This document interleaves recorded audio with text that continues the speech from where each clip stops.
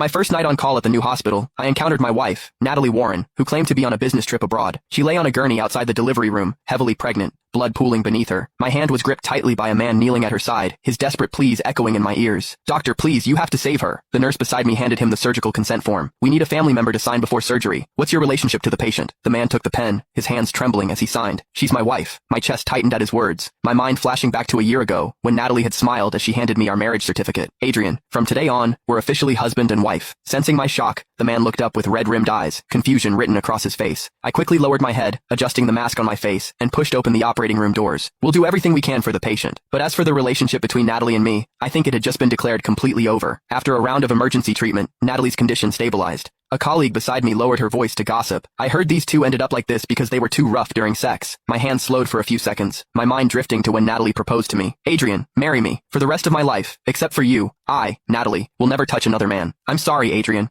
I accidentally got a gynecological condition. The doctor said we can't have sex. Just wait a bit longer." I believed her. I was now saving her soon-to-be-born child. So it wasn't about physical discomfort, it was simply because she didn't love me. The surgery ended smoothly. I held the newborn baby in my arms. When I opened the operating room door, the man waiting outside immediately stood and rushed over. "How's Natalie?" I looked at the man before me, recalling the name he'd signed on the consent form. Ethan Shaw. A complete stranger. Natalie had never mentioned him before. I handed him the baby and offered my congratulations. "Congratulations. The surgery went well. Mother and daughter are both safe." Ethan's tense expression visibly relaxed. He seemed about to say something more when Natalie's gurney was wheeled out from behind me. "Ethan." She lay on the bed, extremely weak. Ethan immediately brushed past me, rushing to her side. Natalie touched the baby with one hand and held Ethan's hand with the other. "Ethan, our baby looks so much like you. When she grows up, she'll be just as handsome as you." I clenched my fists. Elena Hayes had just finished surgery, and I'd just been transferred to this upper-level hospital. This wasn't the right time or place to tear away this facade. After regaining some strength, her gaze fell on me. "Thank you so much, doctor. May I ask your name?" Natalie didn't recognize me. I stared into her eyes, trying to find a trace of guilt. "My surname is Smith. Just call me Dr. Smith." Ethan quickly diverted her attention, and she didn't spare me another glance. As soon as I returned to the on-call room, my phone vibrated in my pocket. I slid to answer, and Natalie's voice came through. "Adrian, there's a sudden emergency at the company. I might not be able to come back for a while." My silence made Natalie misunderstand, thinking I was sulking, so she continued talking. "Be good. When I'm done here, I'll definitely make time for our honeymoon trip." Natalie, before she could finish, Ethan's call and the baby's crying sounded on the other end of the line. "Gotta go." Natalie hastily hung up the phone. I made a phone call. "Send me the marriage certificate from the study cabinet.